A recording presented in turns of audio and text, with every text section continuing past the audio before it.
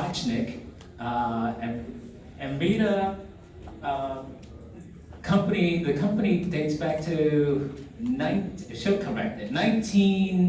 1900s.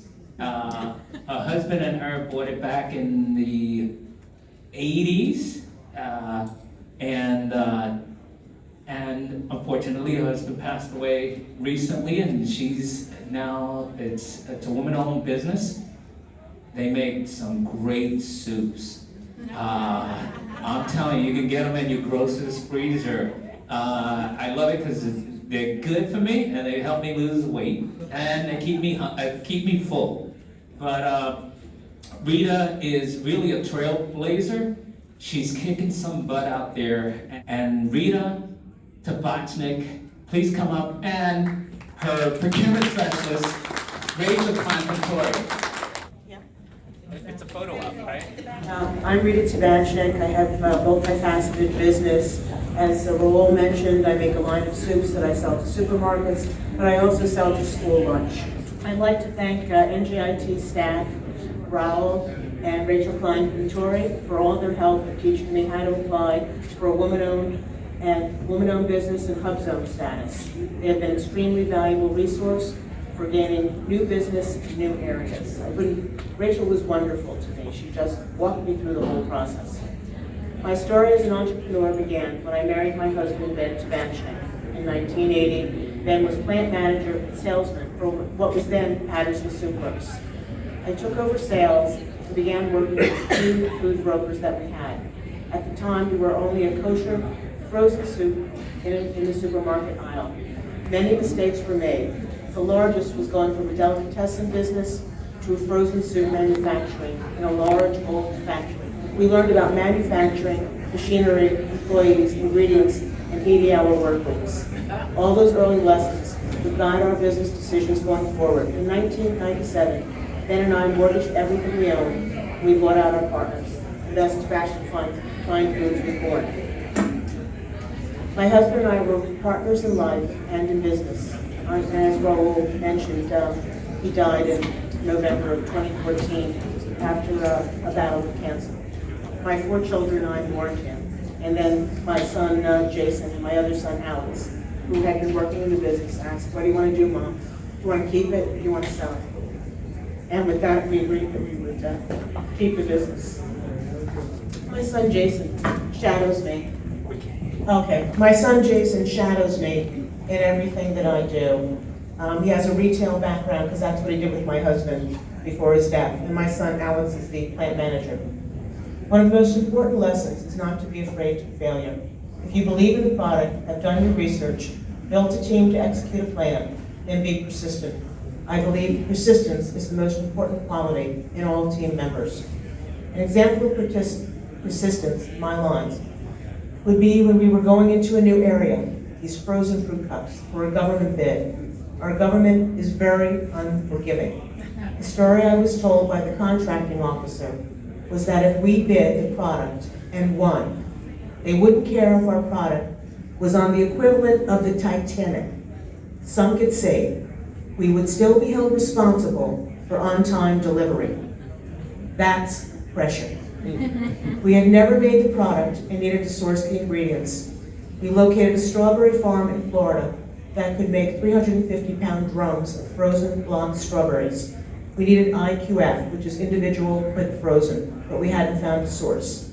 I committed to 1.5 million pounds of strawberries to be able to do the bid. We also found a source for IQF. However, the drums prevented multiple problems to overcome. They arrived frozen and had to be tempered for 10 days in a refrigerated cooler, just to be the right amount of slush for formulation. Arriving at 10 days was trial and error. We also had the problem of adding blueberries to the strawberries to make a mixed berry cup. Strawberries are delicate, blueberries are solid. The blueberries were the bully boys, and the strawberries surrendered to the beating. We had come up with a way to preserve the strawberries' integrity so they weren't mushy. Again, persistence paid off as solutions were found through hard work and team effort. The end result was Tabatchnick won a government contract for 244 trucks of frozen fruit cups, which was worth over $10 million.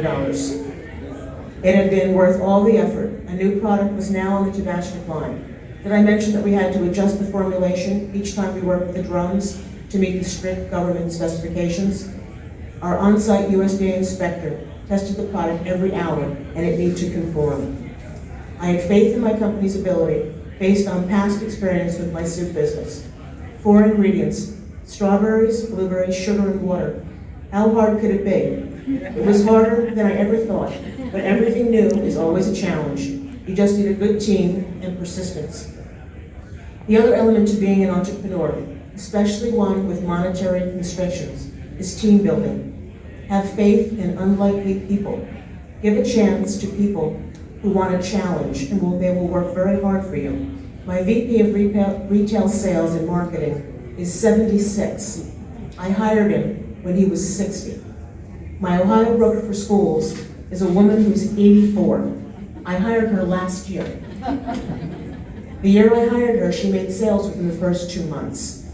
I have a second chance program at my factory. Most people with an unfavorable background want a second chance. If as an owner you invest in people who have had hard luck, the return is multiple. I also believe in giving a chance to the young and inexperienced, or as my employers call it, being thrown under the bus. This happened with my own son Alex and Billy, our operations manager. I had hired a professional chief operating officer, a man with 20 years experience, who had run another of my products at a contract manufacturing facility. He agreed to work for me and run my newly renovated factory. He moved to New Jersey from Georgia and was living in a hotel until his wife could join him. We laid out strategy, set up meetings, audited our SOPs, which are standard operating procedures, and agreed that my son Alex would be his assistant plant manager. My son Billy, a recent MBA in business, worked diligently with the new COO. Then, to my surprise, a man I had known for 5 years walked into my office and said his wife wouldn't move to New Jersey. He didn't want to live here without her. Out the door he went, out the door. And 2 27-year-olds became the plant manager and head of operations. They hit the ground running, seizing the opportunity, and performed with excellence. They didn't have the experience, but they had persistence and the desire to learn to do their best. How do we succeed at Tabatchnick Fine Foods? The company adapts to change. There are always new projects, new foods, new machinery, new customers, and new chances to make something happen. My job as president is to focus on everything without micromanaging. I have meetings with my various teams once weekly and set deadlines. No one wants to disappoint Mom, the company president, and it rarely happens. The company engine is sales, and we seize every opportunity to do more. Just yesterday, Jason and I attended a conference in New York City. When we were leaving, an older gentleman was in the hallway. He had arrived at the end and missed everything. We offered to tell him the highlights. It turned out he ran a catering operation which serviced state employees and hospitals. They weren't equipped to make kosher foods. I am. It's an opportunity to follow up. Nothing ventured, nothing gained. To conclude, make a good product, keep the pulse of your industry, treat your employees and customers fairly, watch your pennies, and your business will flourish. Thank you, everyone.